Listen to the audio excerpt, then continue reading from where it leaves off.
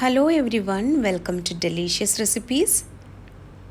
പാലക്കും പരിപ്പും ചേർത്തിട്ടുള്ള നല്ലൊരു കറിയാണ് ഇന്ന് ഞാൻ തയ്യാറാക്കുന്നത്. ആദ്യം പരിപ്പൊന്ന് വേവിച്ചെടുക്കണം.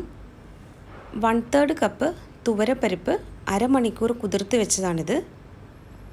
1/4 ടീസ്പൂൺ മഞ്ഞൾപ്പൊടിയും ആവശ്യത്തിന് ഉപ്പും കൂടി ചേർത്ത് കൊടുക്കാം. ഈ പരിപ്പ് വേവുന്നതിന് ആവശ്യമായിട്ടുള്ള വെള്ളം ഒഴിച്ചു കൊടുക്കാം. 2 കപ്പ് വെള്ളമാണ് ഞാനിപ്പോൾ ഇതിലേക്ക് ഒഴിക്കുന്നത്. ഇനി ഇത് നന്നായിട്ടൊന്ന് മിക്സ് ചെയ്തെടുക്കാം.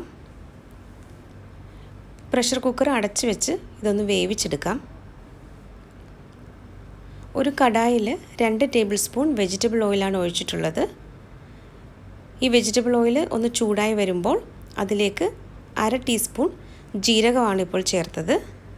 ജീരകം ഒന്ന് മൂത്ത് വരുമ്പോൾ 1/4 ടീസ്പൂൺ കായം ചേർത്ത് കൊടുക്കാം. ഇത് നന്നായിട്ടൊന്ന് മിക്സ് ചെയ്ത് കൊടുക്കാം.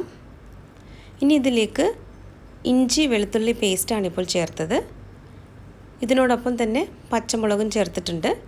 2 പച്ചമുളകാണ് ഞാനിപ്പോൾ ചേർത്തത്. 1 ടീസ്പൂൺ ഇഞ്ചി വെളുത്തുള്ളി പേസ്റ്റാണ് ഇപ്പോൾ ചേർത്തത്.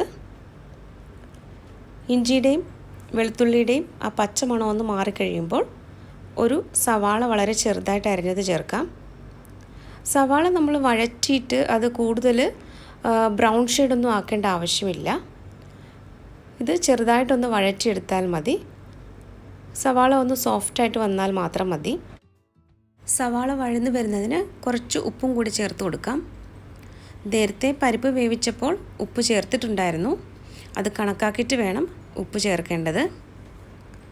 ഇനി നമുക്ക് ഇതിലേക്ക് തക്കാളി ചേർത്ത് കൊടുക്കാം. 1 തക്കാളിയാണ് ഞാനിപ്പോൾ ഇതിലേക്ക് ചേർത്തിട്ടുള്ളത്. ഇത് നല്ലതുപോലെ ഒന്ന് ഇളക്കി യോജിപ്പിച്ചെടുക്കാം. തക്കാളി നല്ലതുപോലെ വെന്തുടഞ്ഞ് വരണം. ഇപ്പോൾ ഒരു 3-4 മിനിറ്റെങ്കിലും എടുക്കും തക്കാളി നല്ലതുപോലെ സോഫ്റ്റായിട്ട് വരാനായിട്ട്. അപ്പോൾ നമുക്കിതൊന്ന് അടച്ച് വയ്ക്കാം. ഇപ്പോൾ ഒരു 4 മിനിറ്റ് ആയിട്ടുണ്ട്. തക്കാളി ഇവിടെ നല്ലതുപോലെ വെന്തുടഞ്ഞ് വന്നിട്ടുണ്ട്. ഇനി ഇതിലേക്ക് നമുക്ക് പാലക്കാണ് ചേർത്ത് കൊടുക്കേണ്ടത്. ഞാനിവിടെ 1/4 കപ്പ് പാലക്കാണ് ചേർക്കുന്നത്. ഈ പാലക്ക് തക്കാളിയും സവാളയുമായിട്ട് നന്നായിട്ടൊന്ന് ഇളക്കി യോജിപ്പിച്ചെടുക്കാം. ഇത് പെട്ടെന്ന് തന്നെ വഴന്ന് കിട്ടും.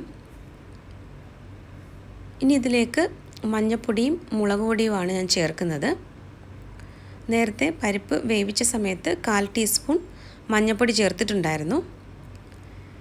ഇനി ഞാൻ ഇതിലേക്ക് 1/4 ടീസ്പൂൺ മഞ്ഞൾപ്പൊടിയാണ് ഇപ്പോൾ ചേർക്കുന്നത്. 1 ടീസ്പൂൺ മുളക് പൊടിയും കൂടി ചേർത്ത് കൊടുക്കാം. ഇനി ഇത് നന്നായിട്ടൊന്ന് ഇളക്കി യോജിപ്പിച്ചെടുക്കണം. ഈ 2 പൊടികൾ മാത്രമാണ് നമ്മളിതിലേക്ക് ചേർക്കുന്നത്.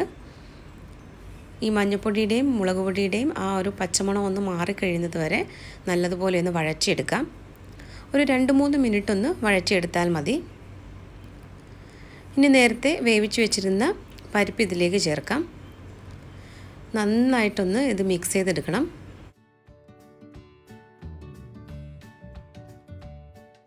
വളരെ സ്വാദിഷ്ടമായ ദാൽ പാലക് കറിയാണിത്.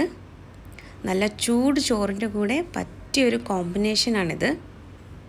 അപ്പോൾ എല്ലാവരും ഈ ഒരു റെസിപ്പി ഒന്ന് ട്രൈ ചെയ്ത് നോക്കണം. പാലക് പക്കോടയുടെ ഒരു റെസിപ്പി ഞാൻ പോസ്റ്റ് ചെയ്തിട്ടുണ്ടായിരുന്നു. അപ്പോൾ ആ വീഡിയോ കണ്ടിട്ടില്ലാത്തവർ അതൊന്ന് കാണുക. ഈ സമയത്ത് ഉപ്പ് പാകമാണോ എന്ന് നോക്കാം. ഇവിടെ ഉപ്പും മുളകും എല്ലാം പാകത്തിന് വന്നിട്ടുണ്ട്. ഇപ്പോൾ ഈ കറി ഒന്ന് തിളച്ച് വരാൻ തുടങ്ങിയിട്ടുണ്ട്. അങ്ങനെ വളരെ രുചികരമായിട്ടുള്ള ദാൽ പാലക് കറി ഇവിടെ റെഡിയായിരിക്കുകയാണ്. ഇനി ഇതൊന്ന് തിളച്ച് വന്നാൽ നമുക്ക് ഫ്ലെയിം സ്വിച്ച് ഓഫ് ചെയ്യാം. ഈ ഒരു റെസിപ്പി എല്ലാവർക്കും ഇഷ്ടമായെന്ന് കരുതുന്നു. റെസിപ്പി ഇഷ്ടമായാൽ ഡെലീഷ്യസ് റെസിപ്പീസ് ചാനലൊന്ന് സബ്സ്ക്രൈബ് ചെയ്യണം. ലൈക്ക് ചെയ്യാനും ഷെയർ ചെയ്യാനും കമൻറ്റ് ചെയ്യാനും കൂടി മറക്കരുതേ. അപ്പോൾ നല്ലൊരു റെസിപ്പിയുമായിട്ട് വീണ്ടും വരാം. Thank you.